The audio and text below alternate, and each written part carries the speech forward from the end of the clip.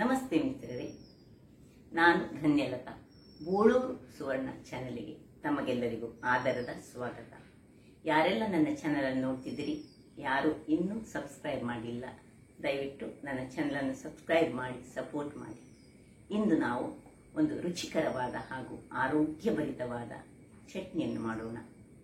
ಈ ಚಟ್ನಿಯನ್ನು ನಾನು ಮೆಂತೆ ಕಾಳಿನಿಂದ ಮಾಡಿದ್ದೇನೆ. ಹಾಗಂತ ಇದು ಶುಗರ್ ಪೇಷಂಟ್ಗಳಿಗೆ ಮಾತ್ರ ಅಂತ ಅಲ್ಲ, ಇದನ್ನು ಯಾರು ತಮ್ಮ ಆರೋಗ್ಯವನ್ನು ಹೆಚ್ಚಿಸಿಕೊಳ್ಳಿಕ್ಕೆ ವಾರದಲ್ಲಿ ಒಂದು ಬಾರಿ ಮಾಡಿ ತಿಂದರೆ ಬಹಳ ಉತ್ತಮ. ಹಾಗಾದರೆ ಈ ಒಂದು ಮೆಂತೆ ಕಾಳಿನ ಆರೋಗ್ಯಭರಿತವಾದ ಚಟ್ನಿಗೆ ನಾನು ಯಾವುದೇ ತೆಂಗಿನ ತುರಿಯನ್ನು ಯೂಸ್ ಮಾಡಲಿಲ್ಲ. ನಾವು ಕರಾವಳಿಗರು ಹೆಚ್ಚಾಗಿ ತೆಂಗಿನ ತುರಿ ಇಲ್ಲದೆ ಯಾವುದೇ ಚಟ್ನಿ ಮಾಡುವುದಿಲ್ಲ. ಹಾಗಾದರೆ ಈ ಚಟ್ನಿಯನ್ನು ಹೇಗೆ ಮಾಡುವುದು ಹಾಗೂ ಅದಕ್ಕೆ ಏನೆಲ್ಲ ಸಾಮಗ್ರಿಗಳು ಬೇಕು ಎಂದು ನೋಡೋಣಲ್ಲವೇ? ನಮಸ್ತೆ ಮಿತ್ರರೇ, ಇವತ್ತು ನಾವು ಒಂದು ರುಚಿಕರವಾದ ಹಾಗೂ ಆರೋಗ್ಯಕರವಾದ ಮೆಂತೆ ಕಾಳಿನಿಂದ ಒಂದು ಚಟ್ನಿಯನ್ನು ಮಾಡೋಣ. ಈ ಮೆಂತೆ ಕಾಳಿನ ಚಟ್ನಿ ಯಾರಿಗೆ ಶುಗರ್ ಪ್ರಾಬ್ಲಮ್ ಉಂಟು ಅಥವಾ ಸಕ್ಕರೆ ಪ್ರಾಬ್ಲಮ್ ಇರುವವರು ಹೆಚ್ಚಾಗಿ ಒಂದು ದಿನಕ್ಕೆ ಒಂದು ಇಷ್ಟಿಷ್ಟೇ, ಒಂದು ಚಮಚದಲ್ಲಿ ಕಾಲು ಚಮಚದಷ್ಟು ಅಥವಾ ಅರ್ಧ ಚಮಚದಷ್ಟು ತಿಂದ್ರೆ ಬಹಳ ಉತ್ತಮ. ಇದನ್ನು ನಾವು ಮಾಡಿಟ್ಟುಕೊಂಡು ಒಂದು ವಾರದ ತನಕ ಯೂಸ್ ಮಾಡಬಹುದು. ಹಾಗಾದ್ರೆ ಇಲ್ಲಿ ನೋಡಿ, ನಾನು ಇಲ್ಲಿ 2 ಟೀ ಸ್ಪೂನ್ನಷ್ಟು ಮೆಂತೆ ಕಾಳು ತೆಗೆದುಕೊಂಡಿದ್ದೇನೆ. ಮತ್ತೆ ಒಂದು 10 ಬಾಡಿಗೆ ಮೆಣಸು, ಒಂದು ಅರ್ಧ ಗೆಡ್ಡೆಯಷ್ಟು ಗಾರ್ಲಿಕ್ ಬೆಳ್ಳುಳ್ಳಿ ಅಂತ ತೆಗೆದುಕೊಂಡಿದ್ದೇನೆ. ಇದರ ಸಿಪ್ಪೆ ಸಹ ತೆಗೆದುಕೊಂಡು ಮಾಡಬಹುದು, ಸಿಪ್ಪೆ ಇದ್ದರೂ ತೊಂದರೆ ಇಲ್ಲ, ಯಾಕೆಂದ್ರೆ ಸಿಪ್ಪೆಯಲ್ಲಿ ಸ್ವಲ್ಪ ಫೈಬರ್ ಅಂಶ ಇರ್ತದೆ. ಮತ್ತೆ ಇದು ಒಂದು 4 ಎಸಳಿನಷ್ಟು ಕರಿಬೇವಿನ ಸೊಪ್ಪು. ಮೊದಲಿಗೆ ನಾವಿಲ್ಲಿ ಒಂದು ಗ್ಯಾಸ್ ಅನ್ನು ಉರಿಸಿಕೊಂಡು ಬಾಣಲೆಯನ್ನು, ಕಬ್ಬಿಣದ ಬಾಣಲೆಯಲ್ಲಿ ಮಾಡಿದ್ರೆ ಬಹಳ ಉತ್ತಮ ವೀಕ್ಷಕರೇ. ನೋಡಿ, ಇಲ್ಲಿ ಈ 2 ಇದನ್ನು ನಿಧಾನಕ್ಕೆ ಹುರಿದುಕೊಳ್ಬೇಕು, ಹೆಚ್ಚು ಏನು ಕರಟಬಾರದು. ಇಷ್ಟಾಗುವಾಗ ಇದನ್ನು ತೆಗೆದುಕೊಳ್ಳೋಣ. ನೋಡಿ,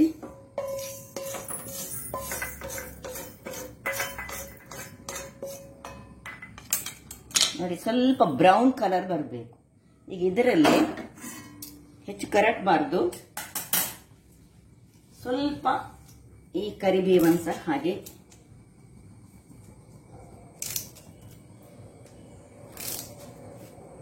ಒಂದು 4-5 ಎಳೆಗಷ್ಟು ಕರಿಬೇವು ಇರಲಿ. ಇದನ್ನು ಸಹ ಡ್ರೈ ನಾವು ರೋಸ್ಟ್ ಮಾಡೋದು, ಇದಕ್ಕೆ ಸಹ ಎಣ್ಣೆ ಏನು ಹಾಕ್ಲಿಕ್ಕಿಲ್ಲ.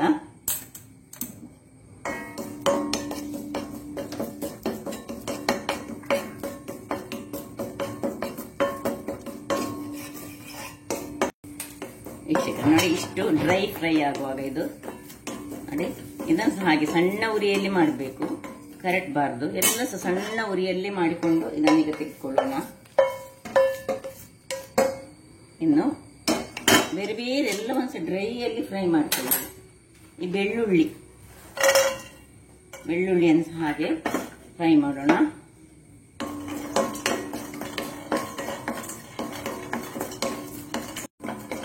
ಇಲ್ಲಿ ನೋಡಿ, ಸ್ವಲ್ಪ ಬೆಳ್ಳುಳ್ಳಿಗಳು ಪಟ್ ಸಿಡಿತದೆ. ಇದು ಆಗ್ತಾ ಇರುವಾಗ ಸ್ವಲ್ಪ ಜಾಗ್ರತೆ ಮಾಡಬೇಕು. ಇಲ್ಲಿ ನಾವು ನೋಡಿ, ಇಡೀ ಬೆಳ್ಳುಳ್ಳಿ ಅಲ್ಲ, ಅಥವಾ ಗುದ್ದಿಸ ನಾವು ಅದು ಒಡೆಯದಾಗೆ ಬೇಕಿದ್ರೆ ಗುದ್ದಿಸ ಫ್ರೈ ಮಾಡಿಕೊಳ್ಬಹುದು. ಸಾಕು, ಇದನ್ನು ಇಷ್ಟ ಆಗುವಾಗ ಇದನ್ನು ಸಹ ತೆಗೆದುಕೊಳ್ಳೋಣ. ಎಲ್ಲ ಡ್ರೈ ಆಗಿಯೇ ನಾವು ಫ್ರೈ ಮಾಡ್ತಿದ್ದೇವೆ. ಇಲ್ಲಿ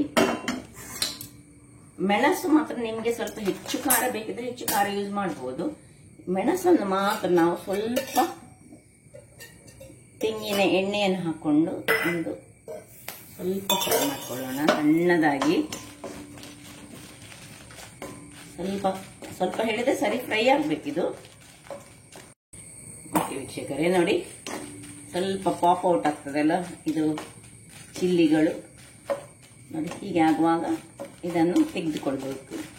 ಇದು ಯಾವಾಗಲೂ ಸೈಡ್ ಗಂಜಿಗೆ, ಖಾಲಿ ಗಂಜಿಯಲ್ಲಿ ಸಹ ಮಾಡಬಹುದು, ಇದಂತೆ ಊಟ ಮಾಡಬಹುದು. ಅಥವಾ ನಿಮಗೆ ಇದು ಹೆಚ್ಚಾಗಿ ಹೀಗೆ ಇಡ್ಲಿಗಳೊಟ್ಟಿಗೆ ಯೂಸ್ ಮಾಡ್ಲಿಕ್ಕೆ ಅಷ್ಟು ಒಳ್ಳೇದಾಗುದಿಲ್ಲ, ಬಟ್ ಗಂಜಿಯೊಟ್ಟಿಗೆ ಬಹಳ ಒಳ್ಳೇದಾಗ್ತದೆ. ದಿನಕ್ಕೆ ಇದನ್ನೊಂದು ಅರ್ಧ ಚಮಚ ತಿಂದರೆ ಸಾಕು, ಬಹಳ ಉತ್ತಮ.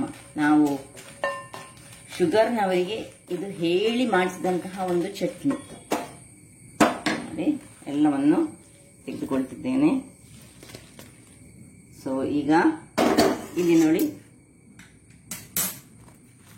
ಸ್ವಲ್ಪ ಹುಳಿ ತೆಗೆದುಕೊಂಡಿದ್ದೇನೆ. ಅದಕ್ಕೆ ನಾನೀಗ ಎಲ್ಲ ಸ್ವಲ್ಪ ಆರ್ಲಿ, ತಣ್ಣಗಾಗ್ಲಿ. ಈವನ್ ಇದು ಸಹ ತಣ್ಣಗಾಗಬೇಕು, ಮೆಂತೆ ಸಹ. ಆಮೇಲೆ ಈಗ ನಾವೊಂದು ಅದನ್ನು ಮಿಕ್ಸಿಗೆ ಹಾಕೊಳ್ಳೋಣ. ವೀಕ್ಷಕರೇ ನೋಡಿ, ಎಲ್ಲ ತಣ್ಣಗಾಗಿದೆ. ಈಗ ಇದನ್ನೊಂದು ಮಿಕ್ಸಿ ಜಾರಿಗೆ ಹಾಕೊಳ್ಳೋಣ.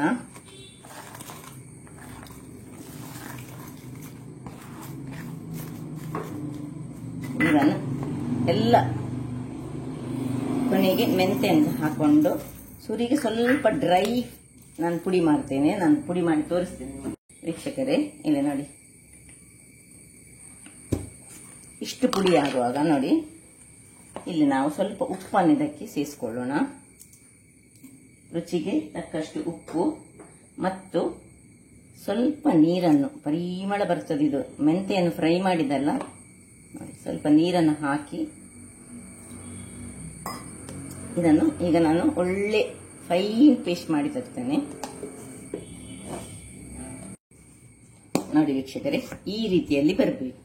ಈಗ ನಾವು ಇದನ್ನು ಸ್ಟೋರ್ ಮಾಡಿ ಇಟ್ಟುಕೊಳ್ಳೋದಾದ್ರೆ, ಇದನ್ನು ಹೊರಗೆ ಬೇಕಿದ್ರೆ 4-5 ದಿವಸಗಳ ಕಾಲ ಹೀಗೆ ಸ್ಟೋರ್ ಮಾಡಿ ಇಟ್ಟುಕೊಳ್ಬಹುದು. ಇದನ್ನು ಹೀಗೆ ಒಂದು ಟಿಫಿನ್ ಅಲ್ಲಿ ಹಾಕಿ ನಾವು ಸ್ಟೋರ್ ಮಾಡಿ ಇಟ್ಕೊಳ್ಬೇಕು. ಬಟ್ ನಾವು ಇವತ್ತು ಯೂಸ್ ಮಾಡೋದಾದ್ರೆ ಇದಕ್ಕೆ ಬೇಕಿದ್ರೆ ಈ ಮಿಕ್ಸಿ ತೊಳೆದ ನೀರನ್ನು ನಾವು ಯೂಸ್ ಮಾಡಬಹುದು. ಇದೀಗ ನಾನು ಸ್ಟೋರ್ ಮಾಡ್ತೇನೆ. ಈಗ ಸ್ವಲ್ಪ ತಿನ್ನಲಿಕ್ಕೆ ಬೇಕಿದ್ರೆ ನೋಡಿ, ಒಂದು ಇದಕ್ಕೆ ಹಾಕೊಂಡು ನಾವು ಇದರ ನೀರನ್ನು ಸ್ವಲ್ಪ ಬಿಸಿ ತಣ್ಣಗಾದ ನೀರನ್ನು ಹಾಕಿ ಸ್ವಲ್ಪ,